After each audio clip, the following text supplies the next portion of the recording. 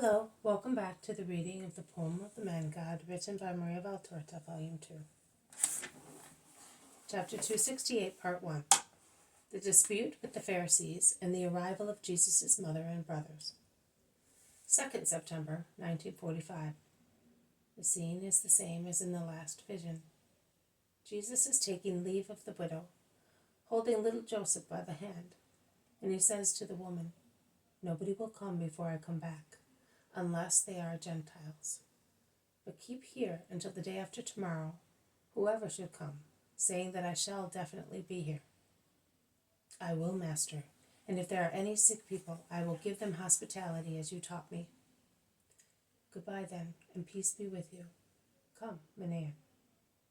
From this brief conversation, I understand that sick and unhappy people in general have come to the Master at Chorazim, and that Jesus has been evangelizing not only working, but also through miracles.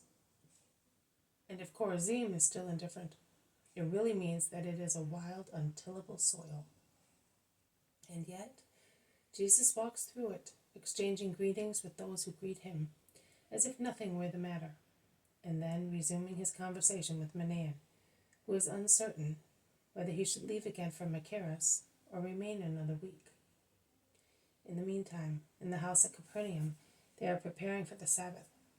Matthew, still limping a little, welcomes his companions, offers them water and fresh fruit, inquiring about their mission. Peter turns up his nose, seeing that some Pharisees are already sauntering near the house. "If they want to poison our Sabbath, I almost feel like going to meet the Master to tell him to go to Bethsaida and thus frustrate their plans." "And do you think that the Master would do it?" asks his brother.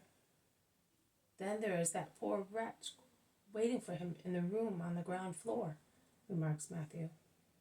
"We could take him to Bethsaida by boat, and I or someone else could go and meet the Master," says Peter. "That's not a bad idea," says Philip, who would willingly go to Bethsaida where is his family.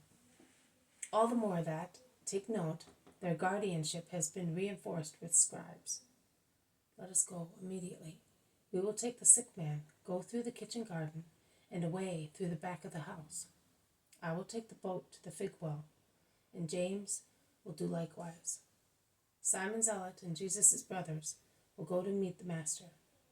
"I am not going away with the possessed man," proclaims the Iscariot. "Why not? Are you afraid the demon might cling to you?" "Don't bother me, Simon of Jonah. I said that I'm not going, and I will not go." "Go with the cousins to meet Jesus." "No." "Ugh, come by boat." "No." "Well, what is it you want?" "You are always a hindrance." "I want to stay here, where I am. I'm not afraid of anybody, and I'm not running away. In any case, the Master would not be happy with the trick, and there would be another sermon reproaching us, and I have no intention of getting it through your fault. You may go. I will stay here to report." "Definitely no. Either everybody or nobody," shouts Peter. "Then nobody, because the Master is here." "Here, he is coming," says the zealot seriously, looking down the road. Peter, who is obviously dissatisfied, grumbles into his beard, but he goes to meet Jesus with the others. After greeting him, they inform him of a blind and dumb man possessed, who has been waiting for several hours with his relatives for him. Matthew explains, "He is like an inert body. He threw himself on some empty sacks and has not moved since. His relatives hope in you. Come and refresh yourself, and you will assist him later." "No, I'm going to him at once. Where is he?" "In the room on the ground floor, near the oven. I put him in there with his relatives, because there are many Pharisees and scribes who seem to be lying in wait." "Yes, and it would be better not to make them happy," grumbles Peter. "Is Judas of Simon not here?" asks Jesus. "He stayed in the house. He must do the opposite of what others do," grumbles Peter again. Jesus looks at him but does not reproach him. He goes quickly towards the house, entrusting the boy just to Peter, who caresses him, taking out at once from his wide sash a whistle, saying, "One for you, and one for my son. I will take you to see him tomorrow evening. I got a shepherd to make them for me after I had spoken to him of Jesus." This has been a reading from the poem of the Man God, written by Maria Valtorta, Volume 2.